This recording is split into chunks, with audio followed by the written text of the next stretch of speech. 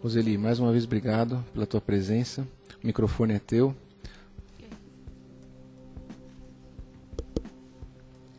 Bom, eu que agradeço imensamente o convite, é uma honra para mim estar aqui. Parabéns, né, pelos 10 anos aí de muitos sucessos e acho que daqui para frente muito mais, né? Você tem uma curva aí mais do que exponencial, né?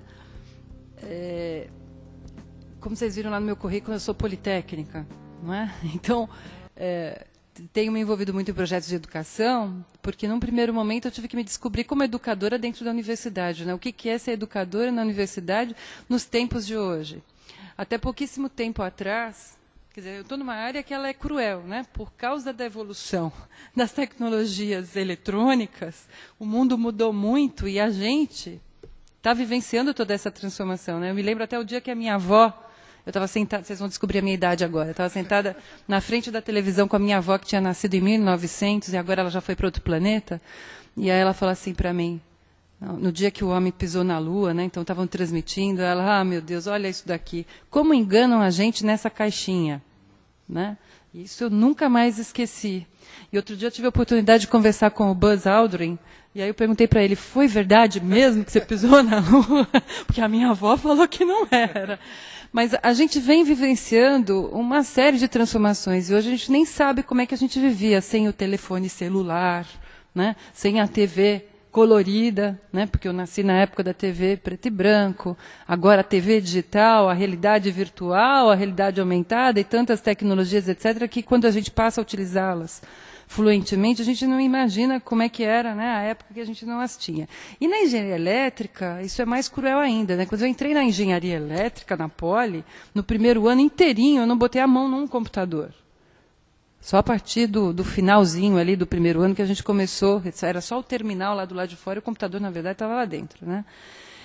Então, toda essa área, ela evolui muito rápido e a gente não está nem conseguindo ainda, né, capacidade de desenvolvimento nas áreas diversas de aplicação de todo esse potencial de evolução da eletrônica, seja em capacidade de comunicação, de processamento, de armazenamento, etc. A gente ainda não sabe como lidar com isso. E na área de educação, acho que é mais cruel ainda, né, porque a gente está muito habituado com aquela história do professor estar transmitindo informação, você é o dono da verdade, e hoje a gente não é dono da verdade nenhuma, porque o aluno chega já, né, com uma série de questionamentos quando ele é um aluno ativo. E a gente entrou nessas questões de discutir educação, principalmente, porque se a gente está formando engenheiros na escola politécnica para desenvolverem sistemas, sejam de hardware, sejam de software, a gente precisa entender que transformações são essas, quem são as pessoas que usam os sistemas, para que a gente seja capaz de desenvolvê-los. E a maior transformação ela tem que acontecer na própria educação básica, né? A gente não pode trabalhar na universidade e não trabalhar ao mesmo tempo com a educação básica. Então, como é que a gente estimula a criatividade ao invés de sufocar a criatividade, que é o que a gente tem feito na escola, né? De formatar, você não pode, você não quer, principalmente, né, no hemisfério sul. A gente vai formatando, tudo vem pronto lá de cima, né? Então, na escola de engenharia e associados a todos os outros que atuam na área de educação básica, a gente precisa mudar essa cultura, né? Muito mais do que ficar decorando coisas, o que a gente tem é que agora está fazendo boas perguntas, né? Instigando os jovens e os professores, porque os professores também não foram formados, né, para fazer boas perguntas.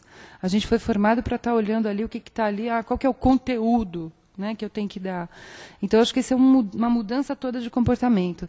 E eu acho que parabenizo aí pela iniciativa, porque esse tipo de jogo ele vai possibilitar que os professores consigam se apropriar mais rapidamente de todo o potencial que a gente tem nesse desenvolvimento tecnológico. Porque, mesmo com outros jogos, até aqueles jogos violentos, quando o professor é bom, ele pode estar trabalhando com esse tipo de ambiente para discutir conflitos sociais, né? Você não vai falar da mãe, do irmãozinho, né? Mas está falando do personagem do jogo.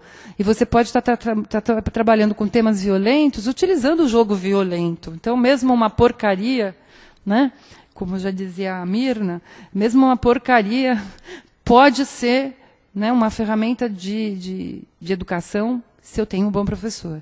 Mas o uso dessas tecnologias dentro do ambiente de sala de aula É uma coisa que ainda dá muito medo, a gente não sabe fazer direito, a gente sempre fica com medo que alguma coisa inesperada aconteça. Então, quando você tem um projeto como esse, que ele é direcionado especificamente para a educação, para você trabalhar temas que são relevantes na escola e que vem acompanhado de todo um arcabouço, aí, de uma orientação de como lidar com essas questões no ambiente de sala de aula e fora de sala de aula, eu acho que essa apropriação ela vai ser muito mais rápida e ela pode proporcionar outros avanços, né? Então, o meu interesse específico da gente lá na Poli é da gente conseguir usar de forma criativa todo esse potencial que já está aí disponibilizado, né, pelos computadores de baixo custo, computadores entrando aí nas salas de aula, na mão das crianças, indo para casa, mas a parte mais importante que a gente tem que fazer com pessoas de todos os perfis, porque a gente só vai conseguir construir isso de forma coletiva, com pessoas diferentes, é isso.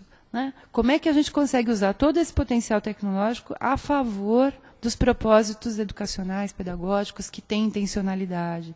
Né? E, do ponto de vista de engenharia, o que falta? Né? Quais são as tecnologias que não são adequadas? Quais são as tecnologias que não existem ainda? Né? Que, assim como minha avó, né, não tinha visto o homem na Lua, foi ver depois de muito tempo, quer dizer, quais são as coisas que aí a gente precisa desenvolver nos próximos 50 anos? Então, quando a gente pensa nos alunos que a gente está formando na Poli, nas escolas de computação, de engenharia, o que a gente precisa discutir com vocês é o que a gente não tem? Né? O que não está funcionando direito? A gente não se limitar só àquilo que a gente tem. Né? Então, mais uma vez, aí, parabéns, e eu quero que a gente participe aí de desenvolvimentos ao longo desse percurso. Maravilha. Obrigado. Daqui a pouco vamos abrir para discussões. Gilson, não sou